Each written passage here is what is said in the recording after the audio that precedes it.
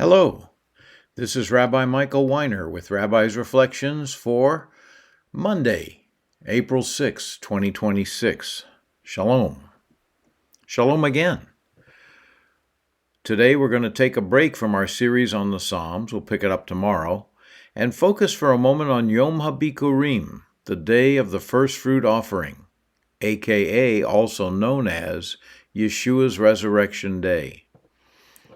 I'm going to quote from 1 Corinthians chapter 15, verses 20, 21, and 22. But now Messiah has been raised from the dead, the first fruits of those who have fallen asleep. For since death came through a man, the resurrection of the dead also has come through a man. For as in Adam all die, so also in Messiah will all be made alive.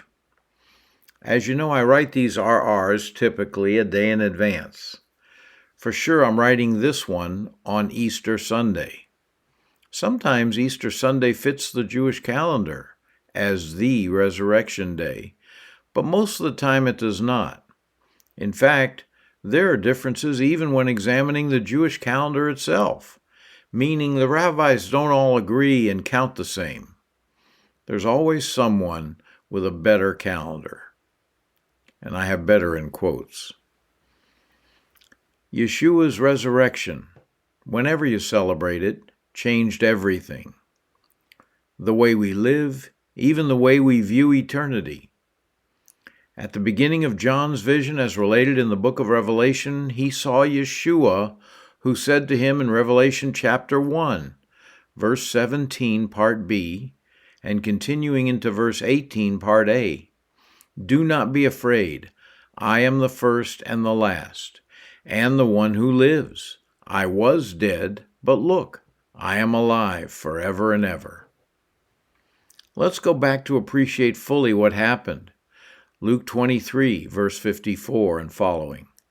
Now it was the day of preparation, and Shabbat was approaching. The women who had come with him from the Galilee followed, and they saw the tomb and how his body was laid. Then they returned and prepared spices and perfumes, but on Shabbat they rested according to the commandment. On that first Resurrection Sunday, following the Friday Passover and the Saturday Sabbath, the women returned to properly prepare Yeshua's body, but there was no body to be found. Luke 24, verse 5 and 6. The women were terrified and bowed their faces to the ground, but the men said to them, "Why do you search for the living among the dead? He is not here, but he is risen."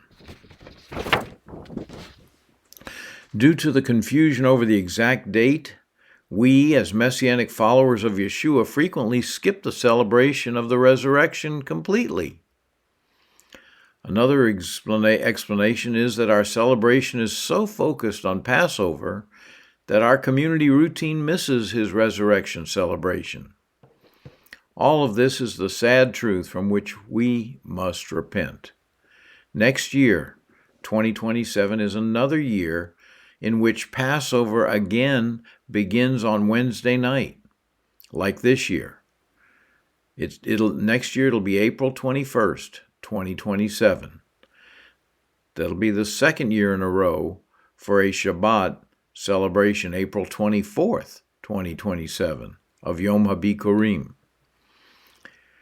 Matthew 12, verse 40, "For just as Jonah was in the belly of the great fish for 3 days and 3 nights, so the Son of Man will be in the heart of the earth for 3 days and 3 nights. Passover, Roman numeral 3, the third day of Passover, will be Saturday next year, April 24th, 2027. That day, also Shabbat Pesach, will also be Resurrection Day for us.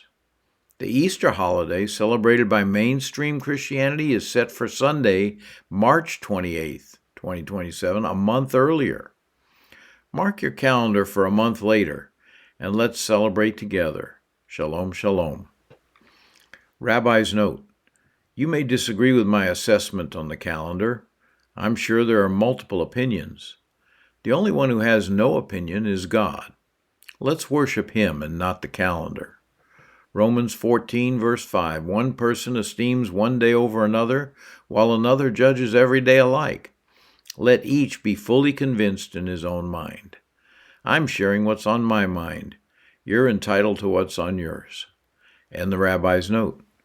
Shalom.